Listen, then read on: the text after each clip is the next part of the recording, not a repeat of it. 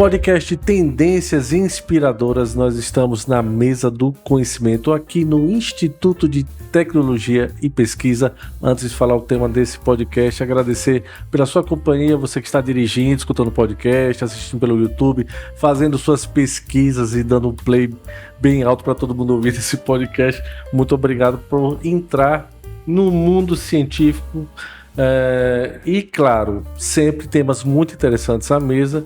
Para abrir a mesa do nosso ITP, do nosso podcast, vou pedir a palavra do diretor-presidente Paulo Doirado. Por favor, dê as boas-vindas. Bom, realmente é dar boas-vindas e agradecer a presença aqui dos nossos pesquisadores, nossos professores, porque eles vão trazer assuntos aí brilhantes e que fazem toda a diferença para o trabalho científico e tecnológico que o ITP presta à comunidade de um modo geral.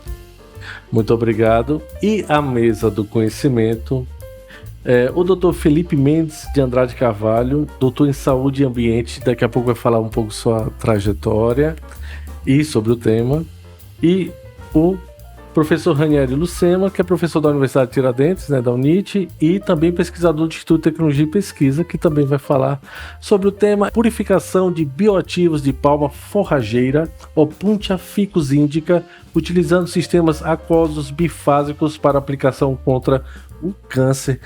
Fantástico, muito curioso para saber sobre esse tema. Mas antes, por favor, Felipe Mendes, doutor Felipe Mendes, fala um pouquinho da sua trajetória até iniciar essa pesquisa. Por favor, nos apresente. Boa tarde, obrigado pelo convite ao professor Ranieri, obrigado por esse momento aqui com vocês também. Sou egresso aqui na Universidade de Tiradentes, sou graduado em biomedicina aqui para a universidade, fiz meu primeiro semestre de faculdade e entrei também no ITP Iniciação Científica através de uma professora que me convidou, perguntou se eu tinha interesse, e aí dali então fiz mestrado, doutorado, segui toda essa carreira junto ao Instituto de Tecnologia e Pesquisa. Atualmente também sou professor da Universidade de Tiradentes, e venho continuando fazendo as pesquisas, continuo inserido aí nesse universo, porque não tem como sair, não. É o que eu gosto de fazer. Porque tem isso, Paulo? A gente entra nesse universo e para sair é difícil, Com certeza. É muito atrativo e, ao mesmo tempo, é até sedutor, Porque você começa a desenvolver pesquisas e isso tem sempre a busca por uma consequência. Então, você, ao atuar como pesquisador, você está sendo um empreendedor, está em busca de atingir, a chegar à confirmação daquela hipótese inicial que muitas vezes se altera ao longo da caminhada, mas sempre é uma busca e sempre é um vínculo com o futuro. Então, você vai sempre em busca desse futuro, de chegar lá e comprovar aquilo que você tanto busca. É exatamente isso. Pesquisa tem tudo a ver com empreendedorismo. Professor Ranieri, vocês, nesse tema, vocês foram parceiros nesse trabalho. Conta um pouquinho como foi que iniciou essa ideia. Aí pode complementar também, viu? Fique à vontade. Tá. Em primeiro lugar, também gostaria de agradecer o convite, em participar, em trazer um tema que é tão bonito, e atraente aos meus olhos, e também uma ação para a sociedade em termos de trazer compostos bioativos de natureza biodegradáveis e de fácil aplicação. Então, agradeço o convite.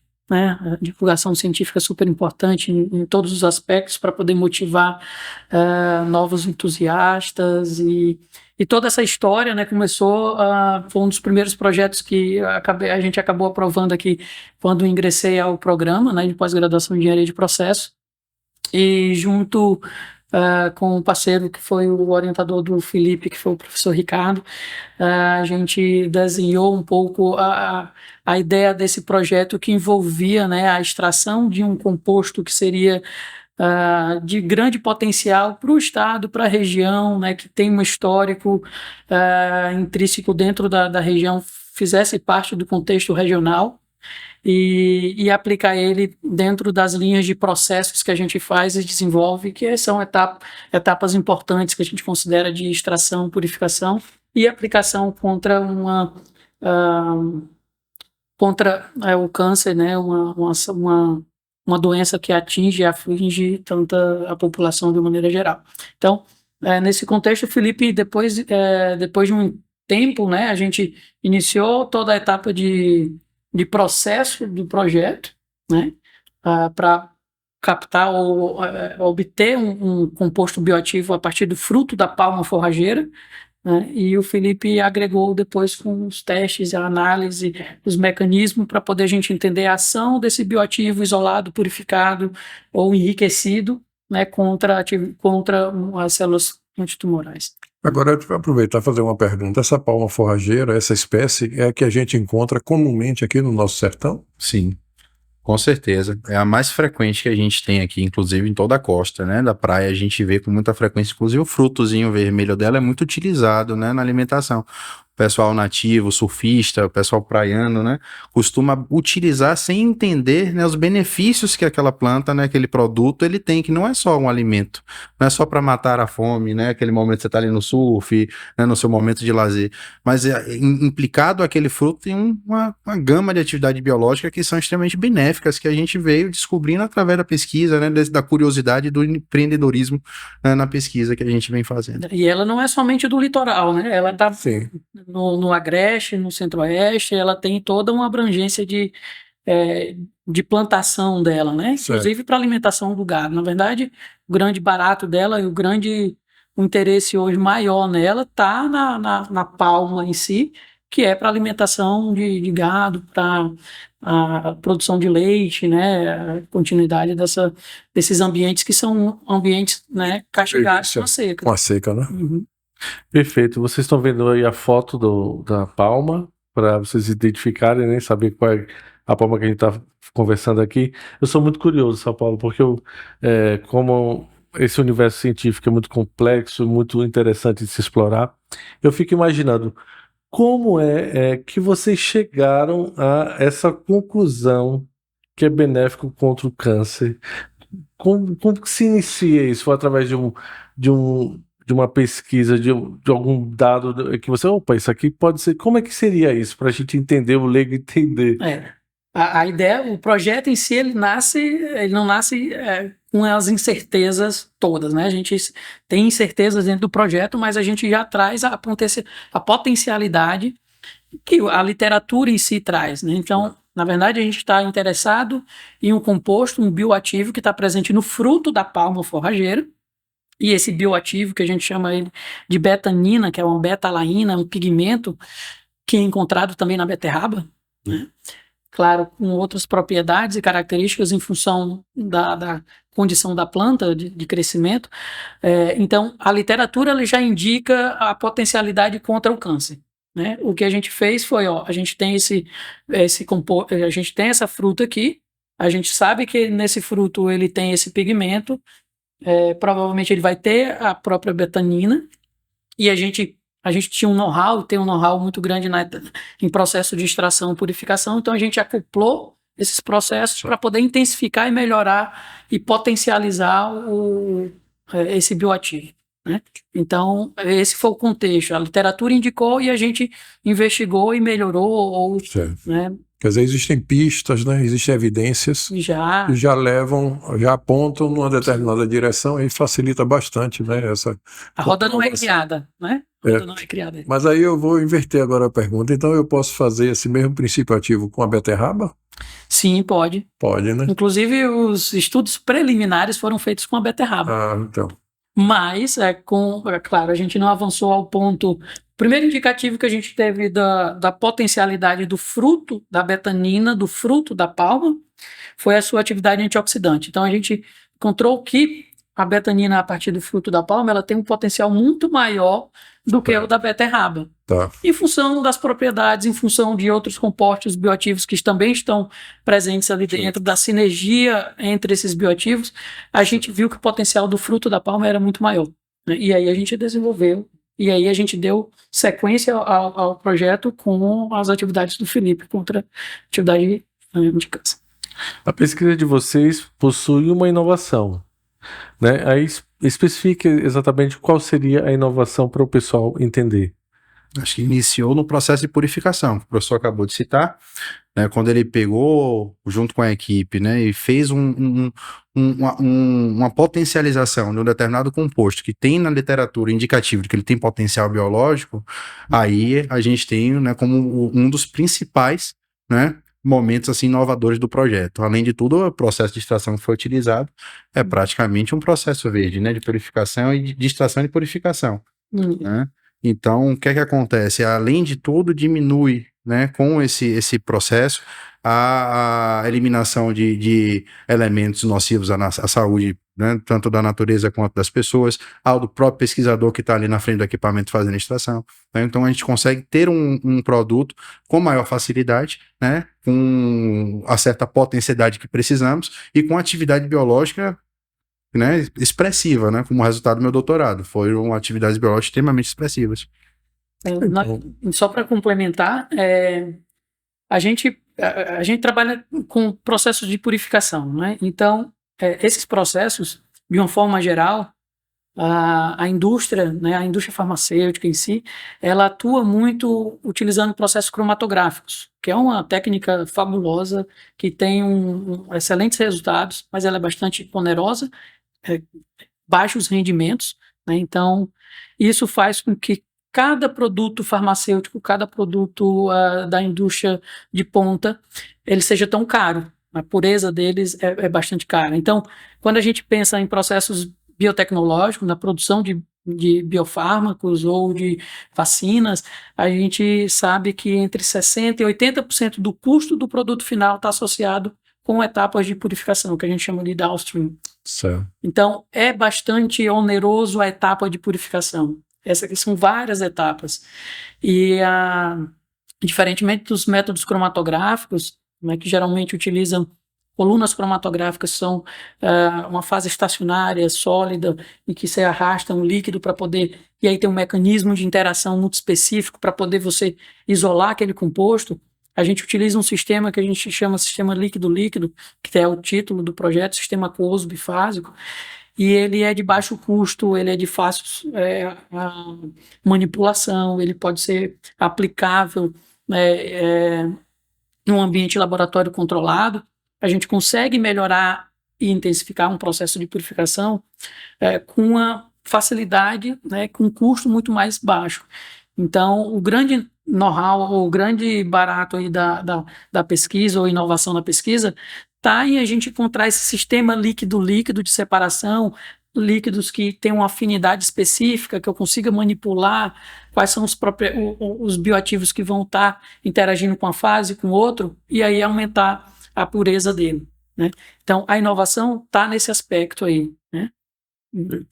Muito interessante. E eu penso que nós estamos aqui diante de um projeto, né, de uma proposta que é muito impactante, porque nós estamos falando aqui, né, de mitigar o problema do câncer, ou quem sabe até curar, né? Não quero ser assim decisivo nessa questão aqui, porque a gente está falando ainda de experimentos e falando ainda de situações que estão se comprovando embancadas, né, mas que tem uma caminhada muito grande para isso vir a se tornar de fato um medicamento disponível, né, para a população.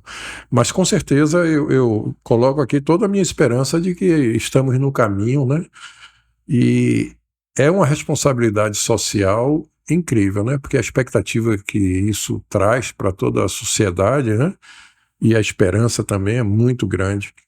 Aí eu queria ouvir de vocês, como pesquisadores, né, o tamanho da responsabilidade, né, que uma pesquisa dessa pode trazer como consequência benéfica até para a sociedade, para o mundo de modo geral. A princípio, professor, assim como um ex-aluno de doutorado recente, digamos assim, eu costumo sempre passar para meus alunos que o conhecimento é a única coisa que a gente pode ter, né? Então, quando a gente junta um grupo de pessoas, né, da engenharia, da biomedicina, da odontologia, que era meu orientador na época, da fisioterapia, que foi a orientadora que, né, consequentemente segurou o projeto na metade dele. Quando a gente faz essa multidisciplinaridade, a gente junta todos essas expertises, né, a gente busca junto, né, desse mecanismo gigantesco que é a ciência, que é a pesquisa, desenvolver algo, né, a responsabilidade ela começa do interesse. Né, e a partir daí, então, o nosso papel como pesquisadores, seja esse o grupo todo que fez parte da pesquisa, já tem uma responsabilidade social também, que é levar isso para a comunidade e mostrar, olha só, a partir da nossa curiosidade, das nossas expertises, do nosso interesse, a gente identificou isso aqui que pode ser bom para você, para seu filho, para seu neto, para sua tia, para toda a sua família. Então, além da pesquisa em si, desse próprio dinamismo, da divisão de trabalho, de tarefas, né, de você saber o que completar, né, junto com as pesquisas, você vê que iniciou com algo que a gente sabia que tinha um potencial, mas que não era o foco do trabalho anteriormente, né, e que iniciou, desenvolveu, descobriu que, poxa, será que a partir disso a gente consegue levar para frente? E outro pesquisador que já tinha expertise na área falou, dá para levar, vamos juntar então as forças. Então a responsabilidade nesse sentido, né, é de fato de promulgar isso, né, para frente, fazer com que todos entendam o que a gente faz aqui é muito importante, não só para a gente, como para o contexto geral mesmo da sociedade. Na minha opinião, essa é a responsabilidade que a gente tem. Acho que tem um papel fundamental também a sociedade, né, como um todo, e entender que essas políticas de incentivo à pesquisa, né, a gente só desenvolveu essa pesquisa em função de um edital promovido pelo BNB, né, o Banco do Nordeste, que financiou integralmente a pesquisa. Né? Então, isso é um papel fundamental, é uma política pública de incentivo que é super importante e tem que ser valorizado, né? E o compromisso também, porque a gente, esse projeto ele iniciou em 2017, ele finalizou em 2020, a gente ainda está, né, o Felipe defendeu o doutorado dele o ano passado e a gente ainda teve o compromisso de ter os dados, de finalizar o trabalho de continuidade do projeto em si, né? A gente, claro, então esses aspectos eles vivenciam toda a nossa a ideia de contribuição que a gente tem que ter com a sociedade, né, em função das pesquisas e dos investimentos que a gente recebe para poder tentar trazer o melhor para a Então sociedade. eu quero, desde já, parabenizar vocês, porque o que é que eu vejo, né? De um lado, um apelo no sentido da vaidade de quem sabe estar achando até a cura do câncer, mas de outro lado, a humildade de saber que ainda tem que caminhar bastante e que o saber de hoje ainda não é o suficiente para se fazer essa afirmação definitiva, né? Então, eu acho que essa duplicidade, né, esse conjunto, né, de situações, né, de um lado uma expectativa imensa e o lado até da vaidade, do orgulho também, de poder estar fazendo esse tipo de contribuição, mas do outro também, né, a certeza de que ainda tem muito o que caminhar para se aprimorar e encontrar realmente aquele objetivo que às vezes está meio, como é que se diz assim, é como o horizonte, né? Você está sempre vendo e não consegue chegar nele de imediato e é sempre uma caminhada. Então, meus parabéns a vocês. Viu? Obrigado, são blocos construtores aí, né? A gente vai construindo e contribuindo com o que a gente pode. Tem um fato bem interessante que eu acho que o Felipe vai recordar, eu nem tinha comentado isso com ele, mas durante a tua defesa a tua qualificação, aí teve uma professora que estava na qualificação que ela é médica e ela tinha alguma experiência de dados, né, sobre câncer da Bahia. E ela indicava assim, cara, esse teu resultado aqui ele faz muito sentido, porque os dados de câncer da população no interior da Bahia são baixíssimos. E minha sogra, meu sogro, na época, quando eu iniciei esse projeto, ele disse, cara, essa fruta aqui a gente comia muito no interior lá da Bahia. Nossa. Então é um fruto que de fato é muito... veja como os dados eles acabam se entregando, a cultura popular, na verdade, né? Vai trazendo informações, né? Os antepassados, os indígenas que trazem muito desse bioativo, do consumo desses materiais, e a gente só está confirmando o que de fato já existia. Agora, esse dado do câncer no interior da Bahia é empírico ou a gente já tem uma... Eu acho que são os dados publicados. Ela trouxe esses dados já oficiais. Né? Interessante. Foram dados... Então, muito bonita a pesquisa, muito interessante. E aí eu tenho duas perguntas. A primeira porque parece bem escalonável, porque a palma forrageira ela tem em abundância, né? Porque às vezes tem produtos que você busca, olha, que são muito difíceis de sair. E, então parece ser algo que pode se trabalhar em grandes quantidades, é isso? Vocês podem confirmar isso? E a outra coisa seria algum tipo específico de câncer ou de forma... Isso. Nós testamos em 3 tipos de células a citotoxicidade, ou seja, né, o potencial de eliminar as células tumorais naquele momento. Então a gente testou para o glioblastoma, que é o câncer de cérebro, o câncer de cólon e o câncer de próstata, certo? Que tem os índices elevados no Brasil, através dos dados que a gente encontra aí no INCA, tá? Nesse sentido, a gente ampliou a pesquisa vendo que tinha resultados citotóxicos para a parte antitumoral, né, em vivo. A partir disso, a gente usou um tipo de sarcoma que é do animal, sarcoma 180, que ele cresce muito rápido, é um tumor muito rápido, de crescimento muito rápido. A partir disso, a gente testou no animal em 7 dias e verificou o crescimento desse tumor e o seu controle, né? A partir desse controle tumoral, a gente identificou o mecanismo de ação, como ele atuou, e a partir daí testamos também que uma porcentagem da concentração de extrato que a gente utilizou, ela tem tanta capacidade quanto o quimioterápico utilizado na indústria farmacêutica, o padrão ouro, né, que a gente utiliza na ciência. E aí você confirma que pode ser escalonável também, grande quantidade, por questão da palma ser muito comum. Com certeza, a facilidade, né, de manutenção da planta, ela também diz muito para a indústria. Né? A gente precisa ter o insumo para poder dele produzir. Se eu ponho uma planta que é difícil de cuidar, aqui no Nordeste, por exemplo, que é onde a gente está inserido, eu não tenho tanta efetividade assim na minha pesquisa, talvez. Eu penso, né, em regionalizá-la. Então, se a gente tem algo que é abundante na nossa região e é um fruto que a gente entende que existe algumas possibilidades, mas é pouco estudado nessa frente, né? A partir daí, então, a gente tem, né, além da abundância, é o próprio ciclo. Eu tenho onde encontrar, tenho como fazer a manutenção dele, tenho como extrair com líquido e tenho como aplicar isso aí até como um alimento funcional. Tem uma coisa, como as coisas conversam, né, com as ações também municipais e do governo. Por exemplo, existe um programa chamado Programa Semente do Futuro, que inclusive foi implementado, acho que ela é implementada continuamente, né, que a Indagro disponibiliza sementes para os agricultores plantarem. Então, a gente entende que a gente tem uma grande área, a gente entende que essas plantas elas têm características de produtividade alta, né, em cerca de 100 toneladas ano, o que acho que responderia um pouquinho a sua pergunta em termos de ela traria aí uma boa capacidade de ampliação de escala, né? Claro, aí tem que ter a tecnologia por trás para poder fazer as etapas de extração, purificação e viabilizar isso tecnicamente. Mas em termos de matéria-prima, para poder suprir a necessidade, talvez... Mas eu pergunto o seguinte, isso foi feito a partir da flor da palma. Do fruto, né?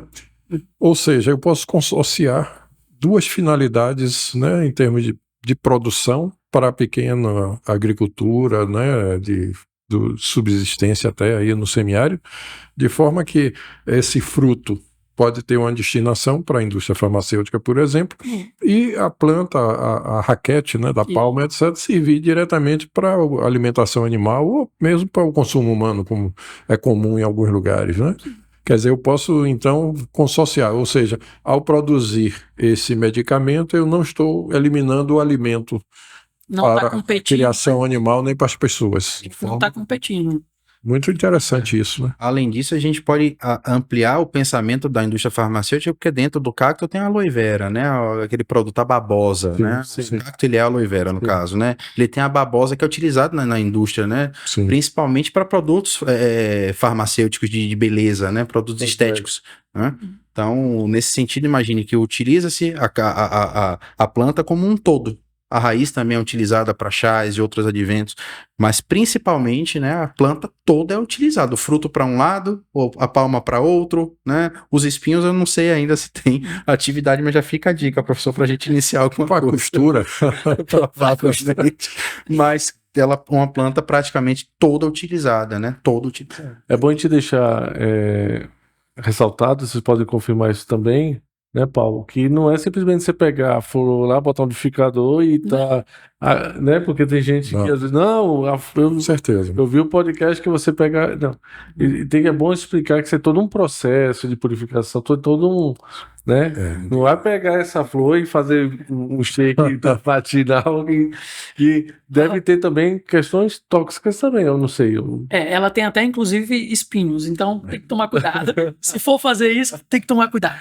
Mas não, aí a gente tem etapas, a gente usa temperatura, ela vai aquecer um solvente que vai arrastar e vai solubilizar em fluxo esses compostos. Esse solvente tem que estar na concentração, no tempo, na razão, massa, volume, água. Depois ele entra numa etapa integrativa para poder colocar um outro componente para poder fazer a separação líquido-líquido. Então, tem um processo.